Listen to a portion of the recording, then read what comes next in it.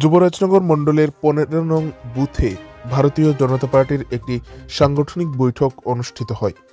২৮শে জানুয়ারি রবিবার সকাল আনুমানিক ১০টা ৩০ নাগাদ উত্তর ত্রিপুরা জেলার ৫৭ যুবরাজনগর বিধানসভা কেন্দ্রের ১৫ নং বুথে ভারতীয় জনতা পার্টির একটি সাংগঠনিক বৈঠক অনুষ্ঠিত হয়। এই বৈঠকটি মূলত আসন্ন ২০২৪ লোকসভা নির্বাচনকে সামনে রেখে অনুষ্ঠিত হয়, যেখানে এই বৈঠকে উপস্থিত ছিলেন ওবিসি মোর্চার রাজ্য সভাপতি তথা যুবরাজনগরের প্রাক্তন বিধায়িকা মলিনা দেবনাথ। এছাড়াও উপস্থিত ছিলেন উত্তর ত্রিপুরা জেলার সাধারণ সম্পাদক তথা উত্তর ত্রিপুরা জেলা পরিষদের সদস্য কাজল দাস মহোদয় সহ অন্যান্যরা।